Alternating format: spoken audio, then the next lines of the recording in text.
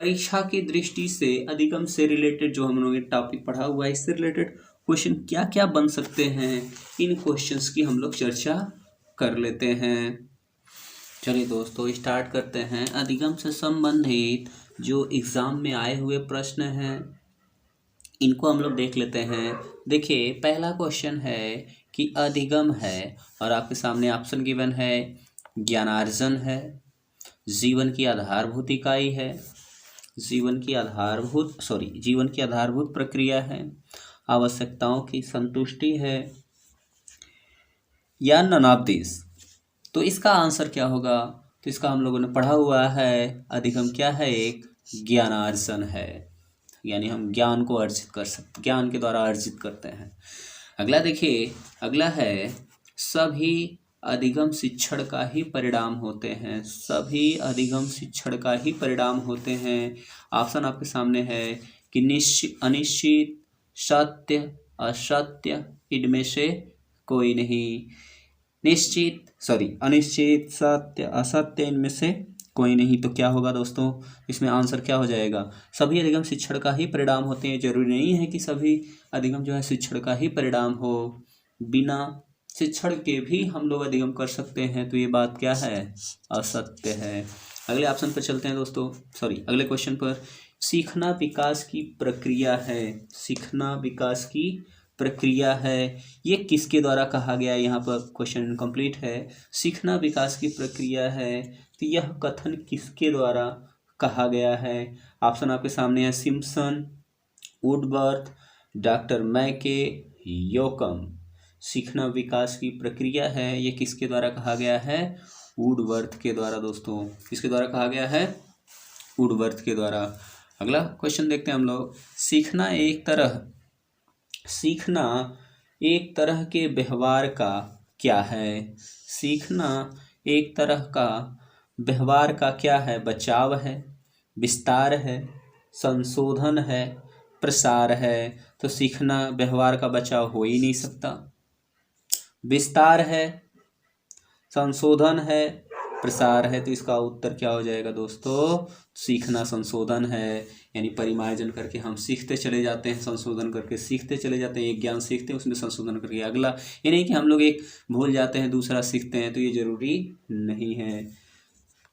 पांचवा देखिए, अधिगम है, ऑप्शन है, जो कुछ हम जानते हैं वह सब अधिगम किया हुआ है।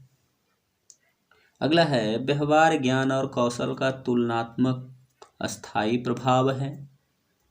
तीसरा है, प्रत्यक्ष रूप से अवलोकन और भाषण योग्य है। चौथा ऑप्शन है, विशिष्ट आयु स्तर तक सीमित है। तो ये क्या है? देखिए, हम लोग इसको अधिगम व्यवहार ज्ञान और कौशल के द्वारा सीखते हैं, यानी तुलनात्मक अस्थायी प्रभाव है। हम लोगों ने पढ़ा था कि जो अधिगम होता है एक अस्थायी प्रभाव होता है। तो दोस्तों आगे देखते हैं अगला प्रश्न। आगे देखते हैं दोस्तों, क्वेश्चन नंबर 6। निम्न में से कौन सा उदाहरण अधिगम को प्रदर्शित करता है? देखिए, ये आपका पूछा गया क्वेश्चन है कि निम्न में से कौन सा उदाहरण अधिगम को प्रदर्शित करता है। तो ये क्वेश्चन जो है आपके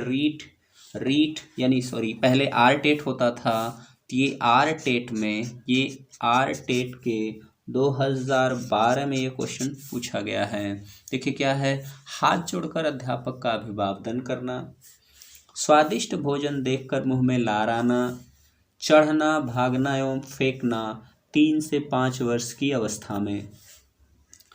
और चौथा है नन, मतलब इनमें से यहाँ पर होना चाहिए था, या नन ही समझ लीजिए। यहाँ पर इनमें से सभी या इनमें से कोई नहीं, ये ऑप्शन है आपका। तो देखिए इसमें से क्या आंसर बनेगा? तो इसका उत्तर क्या हो जाएगा दोस्तों? स्वादिष्ट भोजन। देखिए, स्वादिष्ट भोजन देखकर मुंह में लार आना, तो स्वाभाविक प्रक्रिया है, सबकी होती है। चढ़ना, भागना, फेंकना, ये भी एक स्वाभाविक प्रक्रिया है। तो क्या हो जाएगा इसका आंसर? हाथ जोड़कर अध्यापक का अभिवादन करना, ये सीखना के अंतर्गत आ जाएगा, अधिगम के अंतर्गत। अगला क्वेश्चन देखिए दोस्तों, निम्न में से कौन सी अधिगम एक विशेषता नहीं है? अधिगम व्यवहार में अपेक्षाकृत स्थायी परिवर्तन है, अधिगम प्राणी की अभिवृद्धि है। अधिगम का अवलोकन प्रत्यक्ष रूप से किया जा सकता है। अधिगम एक लक्ष्योन्मुख प्रक्रिया है। तो इसका क्या हो जाएगा दोस्तों आंसर? अधिगम हम जब करते हैं तो अधिगम जब हम लोग करते हैं दोस्तों, तो अधिगम का जो अवलोकन है वो प्रत्यक्ष रूप से किया जा सकता है। यानी कोई कितना सीखा है हम उसका ऑब्जर्वेशन कर सकते हैं, प्रत्यक्ष रूप से उसका अवलोकन कर सकते हैं, है ना? यानी ठीक है। तो देखिए इसका आंसर हो जाएगा दोस्तों, ये जो क्वेश्चन है कि निम्न में से कौन सी अधिगम की एक विशेषता नहीं है, तो यहाँ पर देखिए अधिगम क्या है? एक अस्थायी परिवर्तन है, ये तो विशेषता है। अधिगम प्राणी की अभिवृद्धि है। अधिगम प्राणी की क्या है? अभिवृद्धि है। फिर इसके बाद देखिए अधिगम का अवलोकन प्रत्यक्ष रूप से किया जा सकता है, ये भी सही है, ये भी सही है। अधिगम एक लक्ष्योन्मुख प्रक्रिया, ये भी सही है। यानी आपका ऑप्शन नंबर 2 क्या है? ये एक विशेषता नहीं है। ये किसकी विशेषता है? तो ये क्या है? शरीर के अंगों में होने वाला परिवर्तन है, ये अधिगम नहीं है। ओके, आगे चलते हैं। आगे देखिए दोस्तों, तो अधिगम की एक उपयुक्त परिभाषा है। ऑप्शन है अन्य लोगों के साथ कार्य करना, आदेशों का पालन करना, अनुभव एवं प्रशिक्षण द्वारा व्यवहार में परिवर्तन, तथ्यों को रटकर याद करना। इसमें क्या हो जाएगा? अधिगम की कौन सी इसमें से सटीक परिभाषा बनेगी? उपयुक्त परिभाषा तो क्या हो जाएगा? अनुभव एवं प्रशिक्षण द्वारा व्यवहार में परिवर्तन दोस्तों। ओके।